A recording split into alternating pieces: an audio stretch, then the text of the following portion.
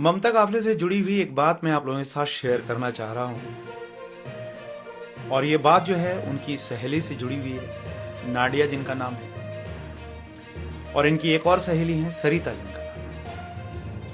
एक बात मैं समझने की कोशिश यहाँ पे ये कर रहा हूँ कि जिस माँ को गायब हुए कम से कम 20 से 21 दिन का वक्त हो चुका था, उस माँ की छोटी सी बच्ची के बर्थडे को मनाने को लेकर इतनी जल्दबाजी क्यों थी। नाडिया के इंटरव्यू में भी मैंने सुना कि वो कह रही थी कि Sarita wanted to do it, और मैं सिर्फ उसके साथ में जुड़ गई कि चलो बर्थडे मनाना चाहिए। इन सहेलियों को एक पल भी ऐसा नहीं लगा कि दाल में बहुत सब कुछ काला है, दाल ही पूरी काली है। और नाडिया फिर एक जगह पे ये भी कहती हैं कि नरेश इनसे कुछ प्राइवेटली बात करना चाह रहे हैं, लेकिन इन्होंने आगे ये बताया कि इन्होंने प्राइवेटली कुछ बात नहीं की। क्यों नहीं की, क्या रीजन थे? शायद प्राइवेटली बात करने में कुछ शायद पता चल पाता, या फिर नाडिया को कुछ पता है जो बताना नहीं चाह रही। और जिस दिन से ये इंसिडेंट हुआ है, नाडिया एंड सरिता दोनों ने मिलकर GoFundMe को स्टैब्लिश किया। देखिए, मैं बेवजह इन पे डाउट नहीं कर रहा, वजह इसलिए है क्योंकि एक तो जिस तरीके से GoFundMe के नाम पे पैसे उठाए जा रहे हैं और जिस तरीके से कोई ट्रांसपेरेंसी नहीं है खर्च को लेकर के, वो एक अलग मुद्दा है। लेकिन दूसरा मुद्दा ये है कि नरेश भट्ट को ये काफ़ी दिनों से जानती थी नाडिया, और इनफैक्ट नरेश भट्ट के घर भी इनका आना जाना था।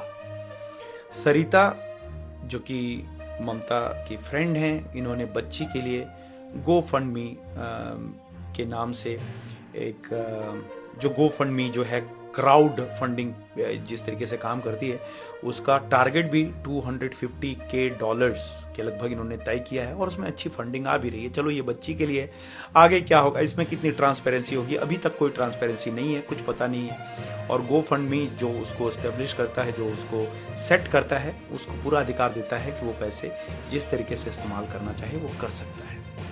यहाँ पे लॉयल्टी की बात होती है, और यहाँ पे ये बात होती है कि हम बंदे पे भरोसा करेंगे कि वो ईमानदारी से उसका इस्तेमाल कर रहा। लेकिन उसके लीगल एस्पेक्ट भी हैं कि अगर कहीं पे फ्रॉड और कुछ गलतियां सामने आती हैं तो उस पे कानूनन केस भी किया जा सकता है। खैर, ये सारी बातें हैं, लेकिन एक बात मुझे अब तक समझ में नहीं आ रही है कि जिसकी माँ गायब है, वो बच्ची की माँ गायब है, और इनको बर्थडे मनाने की इतनी जल्दबाजी पड़ गई। 1 साल की बच्ची के लिए इम्पोर्टेंट क्या है?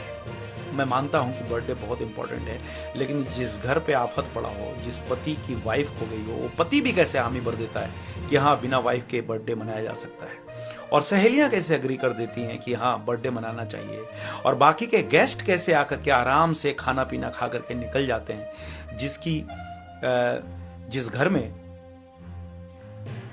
जो ममता काफले है वो है ही नहीं, और उसमें से 20-21 दिन का वक्त हो चुका है। तो ये सारे जो चीजें हैं, जब इन कड़ियों को जोड़ते हैं तो ऐसा लगता है कि क्या चल रहा है यहाँ पे। क्या ममता काफल को गायब करने वाले इन्हीं के कुछ करीबी लोग हैं? क्या इसके पीछे और भी बहुत सारी कहानी है?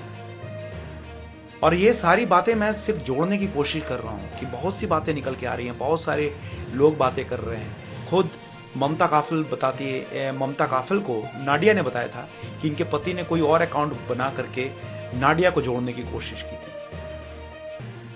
तो अब इन्होंने फिर ये कहा कि ममता काफल को इसने बताया। अब पुलिस जो है नाडिया से ज्यादा सवाल जवाब क्यों नहीं कर रही है? नाडिया से भी सवाल होना चाहिए, मैं ये नहीं कर रहा हूँ गिरफ्तार कर लो, लेकिन हाँ, हो सकता है कि नाडिया से भी बहुत कुछ निकले। सरिता से भी सवाल जवाब होना चाहिए कि पार्टी के दिन आखिरकार क्या क्या हुआ, और अगर पार्टी में मनाई गई है तो उनकी तस्वीरें कहाँ हैं? उन तस्वीरों से भी बहुत कुछ निकल सकता है। और पार्टी के दिन क्या उनकी सास ससुर भी, ममता काफल के सास ससुर भी वहां पे थे? बहुत सारे सवाल हैं जो पुलिस को इन्वेस्टिगेट करना चाहिए। अनफॉर्चुनेटली पुलिस पता नहीं किस दिशा में जा रही है, क्या निकल के आएगा ये तो वक्त ही बताएगा। अभी तक निराशाजनक प्रदर्शन पुलिस का रहा है, और बहुत सारे सवाल इनकी सहेलियों पे भी उठ रहे हैं।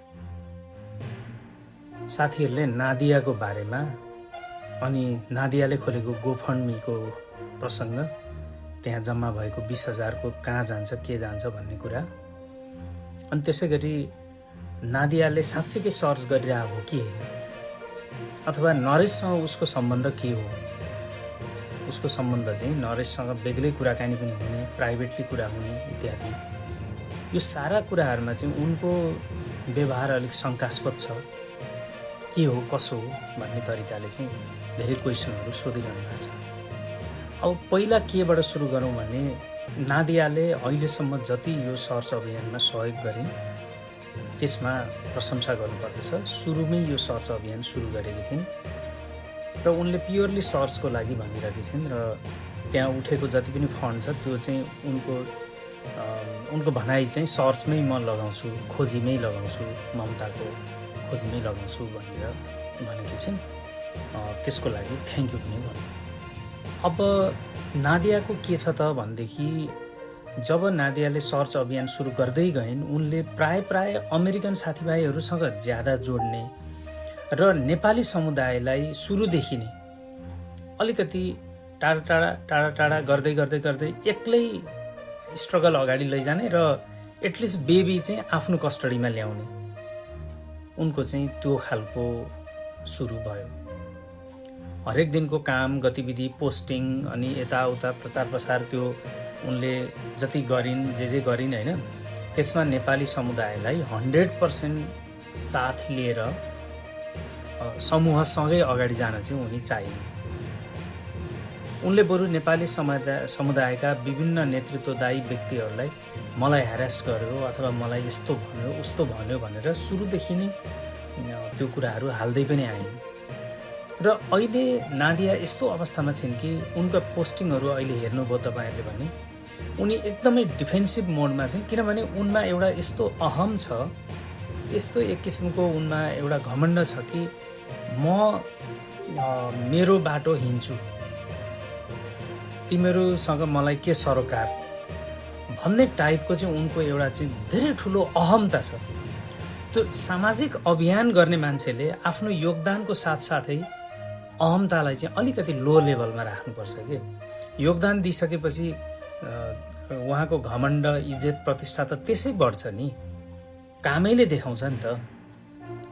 तर यहाँ चाहिँ काम भन्दा पनि कस्तो भने नेपालीहरू कतिले अङ्ग्रेजी बुझ्दैनन्, कतिले के बुझ्दैनन् होइन, त्यो कुरामा समुदायको सेन्टिमेन्ट के छ कसो छ कोलाबोरेट गरेर समन्वय गर्ने धेरैभन्दा धेरै नेपाली समुदायका साथीहरू जो नर्सहरू कलिगहरू जो आफै यसमा अभियानमा हुनुहुन्छ उहाँहरूसँग मोर कोलाबोरेट गरेर काम गर्नुपर्ने एउटा चाहिँ अवस्थामा एक्लिँदै पर जाने र पोस्ट हाल्ने र सेन्टिमेन्ट मात्र ज्यादा कलेक्सन गर्ने चाहिँ नादियाको आयो। साथीहरूले यसमा अन्यथा नलिनु होला है, नादियालाई पहिल्यै मैले प्रशंसा गरिसकेको छु र अहिले पनि प्रशंसा गर्छु। नादियासँग मेरो धेरैचोटि भेटघाट पनि भइसकेको छ, कुराकानी पनि हुन्छ है। त्यसकारणले अब अहिलेको ग्राउन्ड जिरो रियालिटी के छ त भन्नुहुन्छ भने नादियालाई अहिले बेबी भए ठाउँमा अथवा चाहिँ सरिता नेउपाने जसले बेबीलाई हेरिरहनु भएको छ उहाँ भए ठाउँमा जान पाउने सेक्युरिटी अनुमति छैन। उहाँले प्रहरीको पूर्व स्वीकृति बिना त्यो ठाउँहरूमा जान सक्नुहुन्न। त्यसै गरी अरू कतिपय नेपाली अभियन्ताहरू जो यही काममा लागिरहेका छन् उनीहरूसँग पनि उनले प्रत्यक्ष भेटघाट गर्न सक्दिनन् कतिपय मान्छेहरूसँग, किनभने उनले कसैसँग थ्रेड छ भनेका छिन्, कसैले के भनेका छिन्। अनि अर्को कुरो नादियासँग अहिले डिटेक्टिभले 2-3 चोटि एकदमै इन्टेन्सिभ चाहिँ क्वेसन एन्सरहरू गरेको छ, बयानहरू लिएको छ भनौँ न एक किसिमले भन्दाखेरि। उनले योगदान मात्रै दिँदै गइरहेको थियो भनेदेखि डिटेक्टिभले उनीसँग बयान लिएको गर्नुपर्ने पनि धेरै हुने थिएन। उनी डिटेक्टिभसँग बयान दिँदा प्रश्न पार्दाखेरि चाहिँ पब्लिकसँग पनि प्रश्न पार्नुपर्ने बाध्यताले गर्दाखेरि अहिले सामाजिक सञ्जालमा विभिन्न क्वेसनको आन्सरहरू उनले राखेकी छन्। नरेशसँगको भेटघाट सम्बन्ध के हो, त्यसै गरी चाहिँ यो गोफनको पैसा के गर्छन् इत्यादि कुराहरू उनले चाहिँ त्यहाँ राख्न बाध्य हुँदै गएकी छिन्। र बच्चालाई सहयोग गर्नेले चाहिँ नेपाली समुदायले खोलेको गोफनमा पैसा हाल्नुहोस् भनेर पनि अहिले उनले भन्न थालेकी छिन्। अब उनले त सुरुदेखि के गर्नु पर्थ्यो भनेदेखि चाहिँ साँच्चै भन्यो भनेदेखि चाहिँ यो नेपाली समुदायले गरिरहेको अभियानलाई उनीहरूले लिड गर्न पनि सक्ने सम्भावना थियो कि उनले यो समुदायको त अस्तित्व उपस्थिति र यहाँको चाहिँ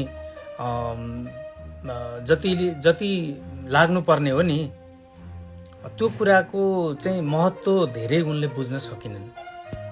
उनले आफ्नै कलिगहरू ममताको लागि उनी एक किसिमको साथी थिइन् भने ममताको अत्यन्तै घनिष्ठ साथीहरूमा सरिताहरूदेखि लिएर धेरै अरू पनि साथीहरू थिए हैन। ती सबै साथी सर्कललाई उनले समेट्न सक्नु पर्थ्यो।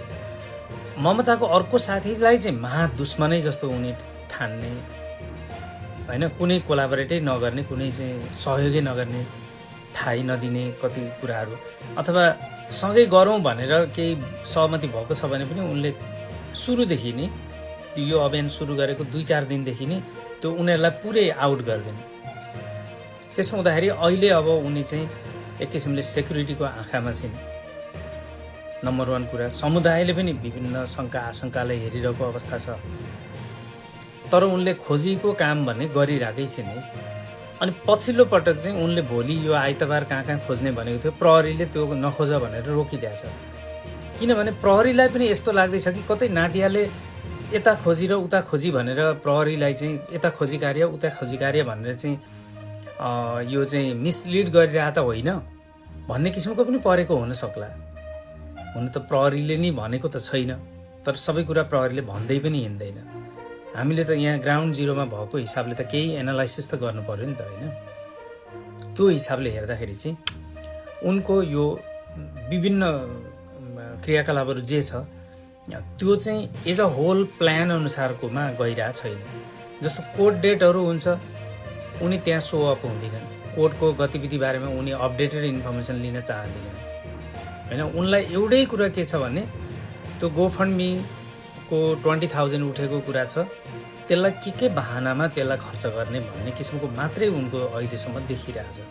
समुदायलाई सेन्टिमेन्टबाट त्यो फेसबुक पेजमा फलोअरहरूलाई सेन्टिमेन्टबाट साथमा राखिरहने अनि त्यहाँ भावुक कमेन्टहरू आउन् भन्ने त्यति मात्रै जस्तोमा उनको देखिन्छ। अब लाइट भिजिलहरू हुन्छ होइन, अरू क्याम्पेनहरू हुन्छ, उनी त्यहाँ आउँदिनन्। प्रहरी कार्यालयमा विभिन्न प्रोटेस्टहरू हुन्छ, त्यहाँ दबाब दिनुपर्ने हुन्छ, उनी त्यहाँ आउँदिनन्। यदा कदा जबरजस्त बोलाएर आयो भने पनि उनी साइडमा एकैछिन उभिएर हिँडिहाल्छन्। किनभने उनलाई नेपाली समुदाय अथवा चाहिँ नेपाली समुदाय मात्र नभनौँ, डाक्टर होली जो चाहिँ ममताको सिनियर डाक्टर हुनुहुन्थ्यो त्यति बेला हायरिङ डिपार्टमेन्टको, नर्सिङ डिपार्टमेन्टको, उहाँ समेत अहिले फिल्डमा स्तरीय आन्दोलनरत हुनुहुन्छ भने उहाँले गरेको आन्दोलनमा पनि चाहिँ त्यो कुरा सुन्ने बित्तिकै चाहिँ नादियालाई एलर्जी भइहाल्छ होइन। त्यसले गर्दाखेरि लोकल लेभलमा नादियाले चाहिँ अनि अस्ति नै अब त्यत्रो सभा भयो, त्यो सभामा साँच्चै भन्ने भने उनले को होस्टको रोलै ह्यान्डल गर्न सक्थिन् होइन। अझै पनि त्यही सभाबाटै उनी चाहिँ त्यो आम सभा जत्रो एउटा चाहिँ सभा भएको थियो, त्यहीँबाटै पनि कोलाबोरेट राम्ररी भएर जान सक्थिन्, अथवा यो गोफन्डमीको बजेटै ल्याएर मर्ज गरेर पनि जान सक्थिन् होइन। त्यसले गर्दाखेरि चाहिँ अनि यस्तो अभियान अगाडि गइरहेछ, नेपालबाट चाहिँ ममताको आमाहरू आउनु भएको छ, यो सबैसँग कोलाबोरेट गरेर जाने किसिमको उनले त्यति देखाइरहेकी छैनन् होइन। त्यसकारण अब उनको व्यक्तिगत कमी कमजोरी पनि हुनसक्छ, अथवा उनलाई यतातिर मन नहुन पनि सक्छ होइन, अथवा चाहिँ होइन म चाहिँ डिरेक्टली यो खोजी मात्रै गर्छु भन्ने मात्रै उनको दिमागमा पनि हुनसक्छ। यहाँ त हरेक नागरिकले आफ्नो भूमिका खेल्न चाहिँ पाउँछ होइन। तर यो भूमिकाले चाहिँ अलिकति एक किसिमको क्ल्यास जस्तो मात्रै जस्तो चाहिँ देखिन्छ। अब जहाँसम्म कति साथीहरूले चाहिँ यो सरिताको गोफन्डमी अकाउन्टमा 2,40,000 उठेको त्यो कहाँ जान्छ के जान्छ भन्नुभएको छ, त्यसको लागि ट्रस्ट बनाउने कुरामा रेडी छ प्रहरी प्रशासन, यहाँको चाहिँ सोसल सेक्युरिटी के अरे सोसल डिपार्टमेन्ट, अनि त्यसै गरी समुदायका यी डाक्टर हलीदेखि लिएर बन्दिता दाहालदेखि लिएर होइन, सुनिता बस्नेत, बिना खड्का लामा, विभिन्न सामाजिक टिम समेत यसको पछाडिमा चाहिँ ब्याकअपमा छ होइन। त्यसले गर्दा यो फन्ड चाहिँ आधिकारिक रूपबाट व्यवस्थित रूपले यो चाहिँ अगाडि जाने सम्भावना छ र ममताको आमाहरू पनि यो। ममता काफले से जुड़ी हुई एक बात मैं आप लोगों के साथ शेयर करना चाह रहा हूँ और ये बात जो है उनकी सहेली से जुड़ी हुई है, नाडिया जिनका नाम है, और इनकी एक और सहेली है सरिता जिनका नाम है। एक बात मैं समझने की कोशिश यहां पे ये कर रहा हूं कि जिस मां को गायब हुए कम से कम 20 से 21 दिन का वक्त हो चुका था, उस मां की छोटी सी बच्ची के बर्थडे को मनाने को लेकर इतनी जल्दबाजी क्यों थी? नाडिया के इंटरव्यू में भी मैंने सुना कि वो कह रही थी कि Sarita wanted to do it, और मैं सिर्फ उसके साथ में जुड़ गई कि चलो बर्थडे मनाना चाहिए। इन सहेलियों को एक पल भी ऐसा नहीं लगा कि दाल में बहुत सब कुछ काला है, दाल ही पूरी काली है। और नाडिया फिर एक जगह पे ये भी कहती हैं कि नरेश इनसे कुछ प्राइवेटली बात करना चाह रहे थे, लेकिन इन्होंने आगे ये बताया कि इन्होंने प्राइवेटली कुछ बात नहीं की। क्यों नहीं की?